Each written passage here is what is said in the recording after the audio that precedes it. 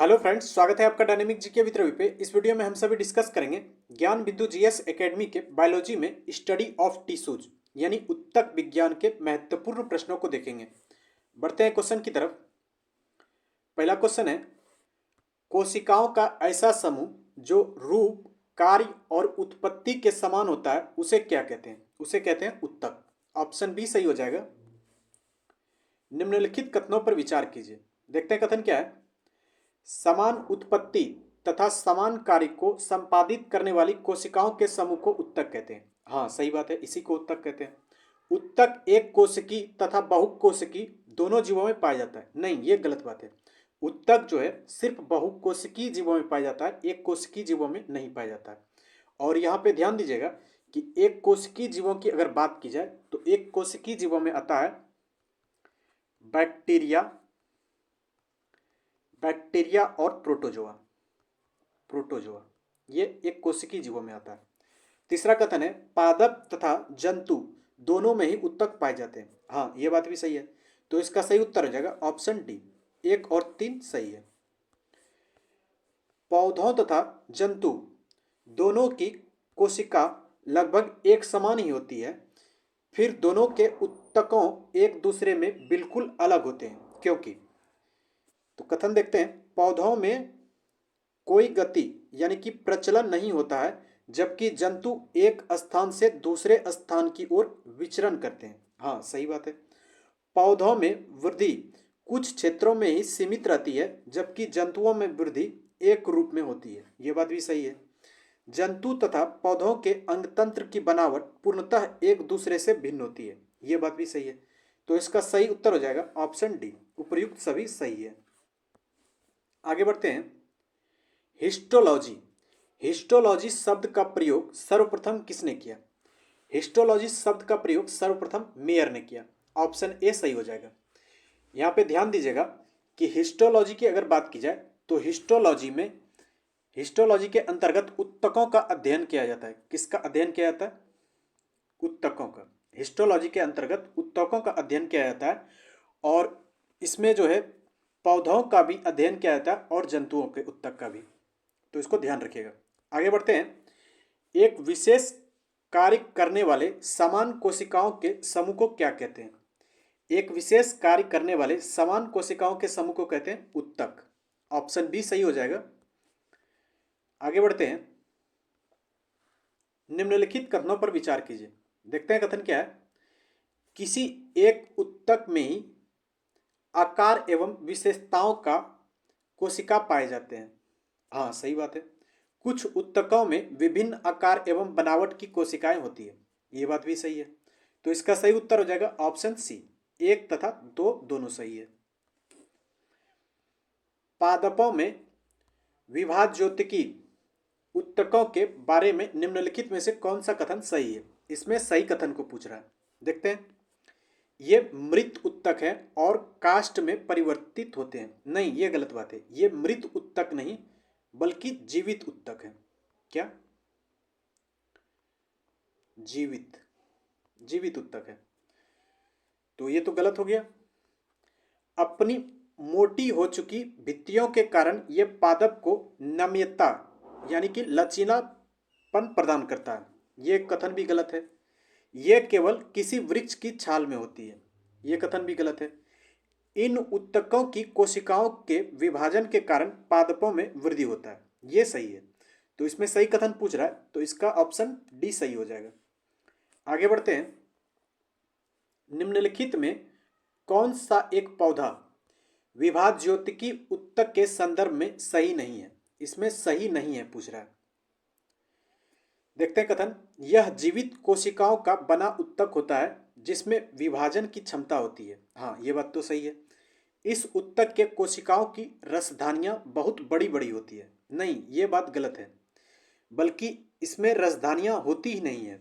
इसके उत्तक में रसधानियां नहीं होती है। आगे देखते हैं। इसके कोशिका का केंद्रक बड़े बड़े होते हैं। हाँ, ये बात सही है। इसके कोशिकाओं में कोशिका रस की मात्रा काफ़ी अधिक होती है। ये बात भी सही है। तो इसमें सही नहीं है पूछ रहा है, तो इसका सही उत्तर हो जाएगा ऑप्शन बी।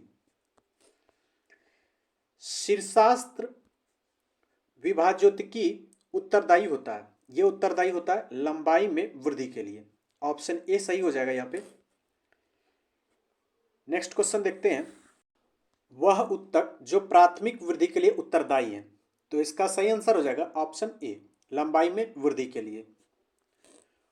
वह उत्तक जो प्राथमिक वृद्धि के लिए उत्तरदायी है वो हो जाएगा शीर्षास्त्र विभाज्योतकी।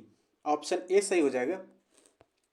संवहन उत्तक में अवस्थित कैम्बियम एवं वृक्ष के छाल के नीचे का कैम्बियम उदाहरण है। यह उदाहरण है पार्श्व विभाज्योतिकी का।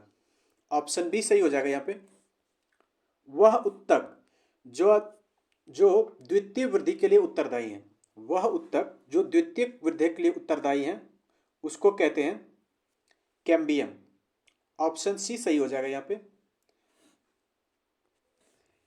किसी पौधे के तने के घेरे को बढ़ाने के लिए निम्नलिखित में से कौन सा उत्तक उत्तरदायी होता है? उत्तरदायी होता है पार्श्व विभाज्योतिकी। ऑप्शन डी सही हो जाएगा। निम्नलिखित कथनों पर विचार कीजिए। देखते हैं कथन क्या है। पौधों के अस्थायी उत्तक के कोशिकाओं में विभाजन की क्षमता नहीं होती है। हाँ सही बात है। विभाज्योतिकी उत्तक की वृद्धि के फलस्वरूप पौधों में अस्थायी उत्तक बनता है। ये बात भी सही है। तो इसका सही उत्तर हो जाएगा ऑप्शन सी। 1 तथा 2 दोनों सही है। आगे बढ़ते हैं। एक बीजपत्री तने में द्वितीयक वृद्धि नहीं होता है क्योंकि इसमें नहीं होता है, इसमें कैम्बियम नहीं होता है। ऑप्शन बी सही हो जाएगा। निम्नलिखित में किसे प्राथमिक विभाज्योतिकी कहते हैं? क्योंकि यह पौधों के जीवन चक्र के प्रारंभ में बनते हैं और प्राथमिक पादप शरीर बनाते हैं। इसका सही उत्तर हो जाएगा शीर्षास्त्र विभाज्योतिकी। ये पादप शरीर बनाते हैं। पार्श्व विभाज्योतिकी ये नहीं बनाते हैं। अंतर्वैश्वी विभाज्योतिकी ये बनाते हैं। इसका सही उत्तर हो जाएगा ऑप्शन डी। ए और सी सही है। संवहन उत्तक का निर्माण किस विभाज्योतिकी द्वारा होता है? तो इसका निर्माण होता है पार्श्व विभाज्योतिकी के द्वारा। ऑप्शन सी सही हो जाएगा। आगे बढ़ते हैं। मृदु उत्तक यानी कि पेरेनकाइमा किस प्रकार के उत्तक हैं? ये उत्तक है सरल उत्तक यानी सिंपल टिश्यूज। ऑप्शन ए सही हो जाएगा। निम्नलिखित में किस उत्तक में जीवित कोशिका पाई जाती है? जीवित कोशिका पाई जाती है। मृदु उत्तक के बारे में बात की जाए तो इसमें पाई जाती है। स्थूल कोण उत्तक में भी पाया जाता है। दृढ़ उत्तक में नहीं पाया जाता है। तो इसका सही उत्तर हो जाएगा ऑप्शन डी। ए तथा बी दोनों सही है। मृदु उत्तक का मुख्य कार्य क्या है? मृदु उत्तक का मुख्य कार्य है भोज्य पदार्थ का संग्रहण करना। क्या करना? भोज्य पदार्थ का संग्रहण करना। ऑप्शन ए सही हो जाएगा। वायुतक यानी कि एरेनकाइमा किन पौधों में पाया जाता है? एरेनकाइमा पाया जाता है हाइड्रोफाइट्स में। ऑप्शन बी सही हो जाएगा। यहाँ पे हाइड्रोफाइट्स का मतलब होता है जली पौधा। क्या होता है हाइड्रोफाइट्स का मतलब? जली पौधा। जलोद्भिद निम्न में से किसकी उपस्थिति के कारण जल में तैरते हैं? ये जल में तैरते हैं वायुतक की उपस्थिति के कारण। ऑप्शन ए सही हो जाएगा। वह कौन सा उत्तक है जिसकी कोशिकाएं जीवित होती है, भित्ति सेल्यूलोज तथा पैक्टिन की बनी होती है और कोनों पर ओलिग्नी स्थूल मिलते हैं? तो इसका सही उत्तर हो जाएगा ऑप्शन सी, कोलेनकाइमा। आगे बढ़ते हैं। निम्नलिखित में कौन एक उत्तक केवल तरुण पौधों में पाया जाता है, बड़े बड़े वृक्षों में नहीं? यह पाया जाता है स्थूल कोण उत्तक में। ऑप्शन बी सही हो जाएगा। स्थूल कोण उत्तक को इंग्लिश में बोलेंगे कोलेनकाइमा। स्थूल कोण उत्तक को ही अंग्रेजी में कोलेनकाइमा कहते हैं। आगे बढ़ते हैं। साकी द्विबीजपत्री पौधे जैसे सूर्यमुखी, कद्दू को लचीलेपन तथा दृढ़ता प्रदान करने वाला उत्तक है। सही उत्तर हो जाएगा इसका ऑप्शन सी, स्थूल कोण उत्तक। निम्नलिखित में कौन सा एक उत्तक जड़ में उपस्थित नहीं रहते हैं? जड़ में उपस्थित नहीं रहते हैं स्थूल कण उत्तक। ऑप्शन डी सही हो जाएगा। निम्नलिखित में किस उत्तक के कोशिकाओं की भित्ति लिग्निन के कारण मोटी हो जाती है? लिग्निन के कारण मोटी हो जाती है दृढ़ उत्तक। ऑप्शन सी सही हो जाएगा। दृढ़ उत्तक को बोलेंगे इंग्लिश में स्क्लेरेनकाइमा। स्क्लेरेनकाइमा। स्क्लेरेनकाइमा में ही लिग्निन पाया जाता है, ध्यान रखिएगा। आगे बढ़ते हैं। पौधों के कुछ भाग बोड़ने पर बिना टूटे आसानी से मोड़े जा सकते हैं। कुछ भाग जैसे पत्ते और तने की इस नम्यता का कारण किसकी बहुतायत को माना जा सकता है? दृढ़ उत्तक की बहुतायत को माना जा सकता है। ऑप्शन सी सही हो जाएगा। दृढ़ोत्तक को इंग्लिश में स्क्लेरेनकाइमा कहते हैं। क्या कहेंगे? स्क्लेरेनकाइमा। कभी कभी इंग्लिश वर्ड भी पूछ लेता है, तो इसको ध्यान रखिएगा। रेशे उत्पन्न करने वाले पौधे जैसे पटुआ में किस उत्तक की प्रचुरता होती है? पटुआ में दृढ़ उत्तक की प्रचुरता होती है। ऑप्शन डी सही हो जाएगा। फलों तथा बीजों का कठोर आवरण किस उत्तक के द्वारा तैयार होता है? फलों तथा बीजों का कठोर आवरण दृढ़ उत्तक के द्वारा तैयार होता है। ऑप्शन ए सही हो जाएगा। सुबेरियन नामक कार्बनिक पदार्थ जमा रहता है। सुबेरियन नामक कार्बनिक पदार्थ जमा रहता है कॉर्क कोशिका में। ऑप्शन डी सही हो जाएगा।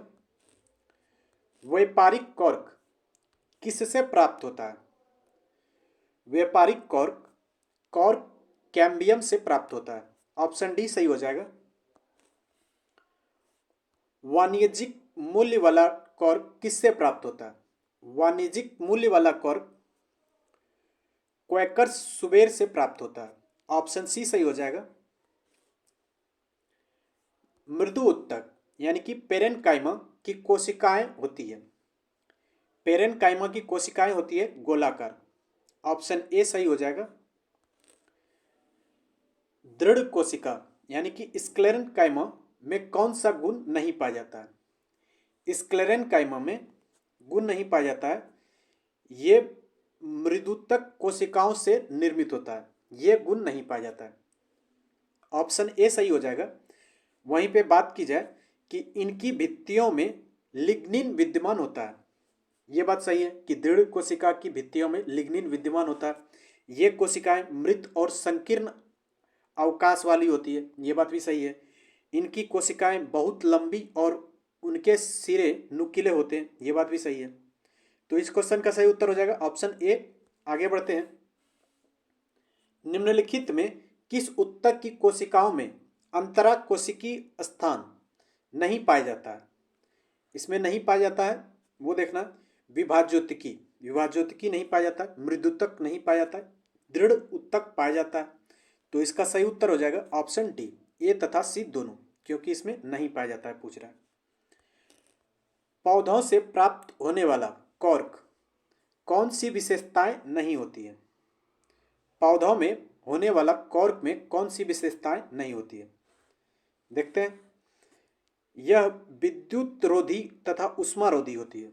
ये विशेषताएं तो पाई जाती है। इसके कोशिकाओं में पर्याप्त मात्रा में जीवद्रव पाए जाते हैं। नहीं, इसके कोशिका में पर्याप्त मात्रा में जीवद्रव नहीं पाए जाते हैं, बल्कि इसमें तो जीवद्रव होता नहीं है, होता ही नहीं है। इसके जीवद्रव सूखे होते हैं। तो ये बात गलत है। इसमें विशेषताएं नहीं होती है। तो आगे भी देख लेते हैं। और इसकी भित्ति से जल एवं गैस नहीं जा सकता है। ये विशेषता है। यह हल्का होता है एवं जल्द इसमें आग नहीं लगता। ये विशेषता भी होती है। तो इसका सही उत्तर हो जाएगा ऑप्शन बी, क्योंकि ये गलत था। आगे बढ़ते हैं। विलामेन विलामेन की आवश्यकता होती है। इसका सही उत्तर हो जाएगा ऑप्शन सी, नमी के अवशोषण के लिए। किस प्रकार के जड़ में विलामेन नामक आर्द्रताग्राही स्पंजी उत्तक पाया जाता है? यह पाया जाता है अधिपादप मूल में। ऑप्शन डी सही हो जाएगा। वहीं पे अधिपादप मूल का अगर इंग्लिश में बोला जाए तो इसको बोलेंगे इपीफाइटिक रूट। इपीफाइटिक रूट को बोलेंगे अधिपादप मूल। आर्किड में विलोमन उत्तक पाया जाता है, तो ये पाया जाता है मूलों में। मूलों में बोलिए, जड़ में बोलिए, रूट में बोलिए, एक ही बात है। तो सही उत्तर हो जाएगा ऑप्शन बी। आगे बढ़ते हैं। पौधों का सबसे बाहरी स्तर या छिलका को क्या कहते हैं? इसके छिलके को कहते हैं अधिचर्म। ऑप्शन ए सही हो जाएगा। शुष्क स्थानों पर पाए जाने वाले पौधे के एपिडर्मिस में कौन सी परत होती है जो पौधों में जलहानि को रोकता है? तो जलहानि को कौन रोकता है? क्यूटिकल। ऑप्शन बी सही हो जाएगा। आगे बढ़ते हैं। त्वचाजन। त्वचाजन उत्तक शीर्षास्त्र विभाजोतिकी से बनता है। यह निम्नांकित में से किससे विकसित होता है? यह विकसित होता है बाह्य त्वचा से, यानी कि एपिडर्मिस से। ऑप्शन ए सही हो जाएगा यहाँ पे। निम्नलिखित में कौन सा उत्तक तंत्र पौधों के संपूर्ण मध्य भाग का निर्माण करते हैं? यह निर्माण करते हैं ground of fundamental tissue system. Option B सही हो जाएगा। आगे बढ़ते हैं। रंध्र तथा मूल रोम पाए जाते हैं। ये पाए जाते हैं बाह्य त्वचा में, एपिडर्मिस में। ए नंबर सही हो जाएगा, ऑप्शन ए। पौधों के बाह्य त्वचा के ठीक नीचे की परत को क्या कहते हैं? तो इसके परत को कहते हैं, देख लेते हैं ऑप्शन। इसको परत के बोलेंगे कॉर्टिक्स। क्या बोलेंगे? कॉर्टिक्स। ऑप्शन सी सही हो जाएगा। पौधों के अंतस्त्वचा यानी कि इंडोडर्मिस और संवहन बंडल के बीच पाए जाने वाली परत को क्या कहते हैं? इसके परत को कहते हैं परिरंभ। ऑप्शन डी सही हो जाएगा। कैम्बियम। कैम्बियम के संबंध में निम्न में से कौन सा एक सही नहीं है? इसमें सही नहीं है, देखते हैं। यह जाइलम तथा फ्लोएम के बीच में रहता है। यह बात तो सही है।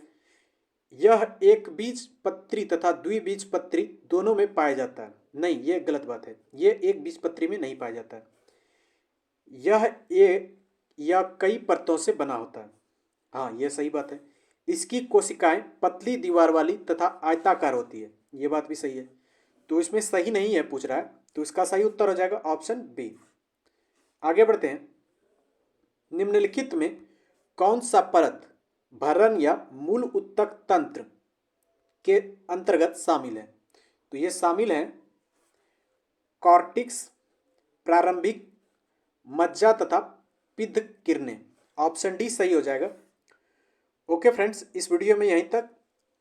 इसके आगे अगले वीडियो में देखेंगे।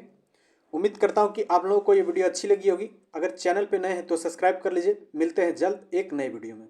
Okay, thank you.